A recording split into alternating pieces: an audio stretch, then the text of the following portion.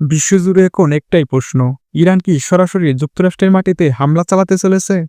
আর সেই ভয়ে new York ও ওয়াশিংটনে জারি করা হয়েছে সর্বোচ্চ সতর্কতা। ট্রাম্প প্রশাসন প্রতিটি বড় শহরে সেনা মোতায়েন করেছে, আকাশে যুদ্ধবিমান টহল দিচ্ছে এবং আকাশ প্রতিরক্ষা ব্যবস্থা সম্পূর্ণ সক্রিয় করা হয়েছে। বন্ধুরা, ঘটনার শুরু একদিন আগে যুক্তরাষ্ট্র ইরানের ফর্ড এবং নাতানস পরমাণু স্থাপনায় বিমান ও মিসাইল হামলা চালায়। B-2 স্টিলথ বোমালু বিমান থেকে ফেলা হয় বাংকার বাস্টার বোমা। পারস্য উপসাগর থেকে ছোড়া হয় টোমাহক মিসাইল। এই হামলায় ইরানের পারমাণবিক প্রকল্প অনেক ক্ষতিগ্রস্ত হয়ে যায়, কিন্তু তেহরান একদিন অপেক্ষা করেনি জবাব দিতে। পাল্টা আঘাত হানে ইরাকে অবস্থিত আল আসাদ ও হারির সামরিক ঘাঁটিতে।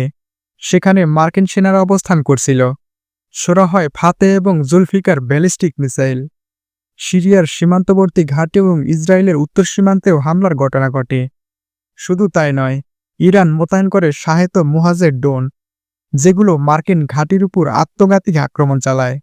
হামলায় বহু মার্কিন সেনা আহত হয় এবং ঘাঁটির অস্ত্রাগারে বিস্ফোরণ ঘটে এবং সম্পূর্ণ ঘাঁটি ব্যবহারের অনুপযুক্ত হয়ে যায়। এই পাল্টা প্রতিশোধের পর ইরান জানিয়ে দেয় যুদ্ধ আর মধ্যপ্রাচ্যে সীমাবদ্ধ থাকবে না, এবার শত্রুর ঘরে আগুন লাগবে। এই বক্তব্যের পরপরই যুক্তরাষ্ট্রে শুরু হয় তীব্র আতঙ্ক। ট্রাম্প প্রশাসন হোমল্যান্ড সিকিউরিটি এবং নর্থকে নির্দেশ দেয় নিউ ইয়র্ক, ওয়াশিংটন এবং লস অ্যাঞ্জেলস ও শিকাগোতে জরুরি প্রতিরক্ষা মোতায়েন করতে। নিউ ইয়র্ক, টাইম স্কয়ার ও ওয়াল স্ট্রিট এবং বড় বড় সেতুগুলোর উপর ক্ষেপণাস্ত্র মোতায়েন চলছে।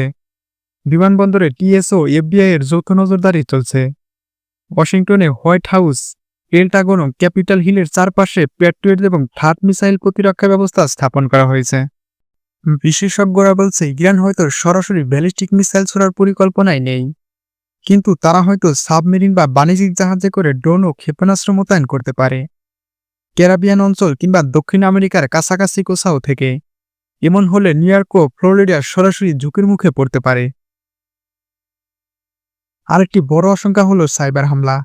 মার্কিন গোয়েন্দা সংস্থা এনএসএ জানিয়েছে ইরানের হ্যাকার গ্রুপ APT39 ইতিমধ্যে যুক্তরাষ্ট্রের ব্যাংকিং সিস্টেম, পাওয়ার গ্রিড ও হাসপাতাল নেটওয়ার্কে প্রবেশের চেষ্টা করছে। এসব সফল হলে পুরো দেশ জুড়ে বিপর্যয় নেমে আসতে পারে।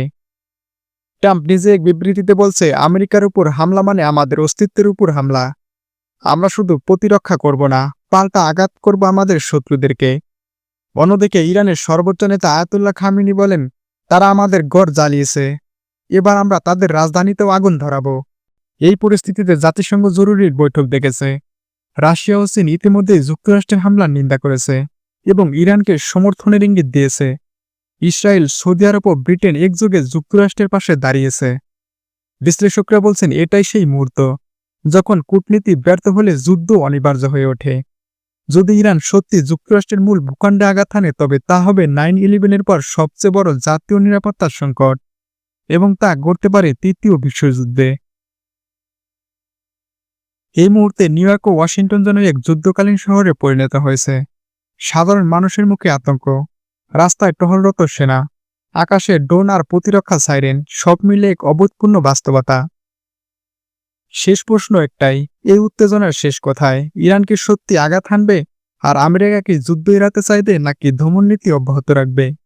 সময়ের সঙ্গে সঙ্গে সেই উত্তর আসবে, কিন্তু এখন যা চলছে তা শুধু যুদ্ধ নয়, এটা ইতিহাসের মোড় ঘুরিয়ে দেওয়ার মতো মুহূর্ত। বন্ধুরা, ভিডিওটি ভালো লাগলে একটি লাইক দিন এবং ইরান, আমেরিকা এবং ইসরায়েলের মধ্যে যে যুদ্ধ হচ্ছে তার সর্বশেষ আপডেট পেতে আমাদের চ্যানেলটিকে সাবস্ক্রাইব করে রাখবেন।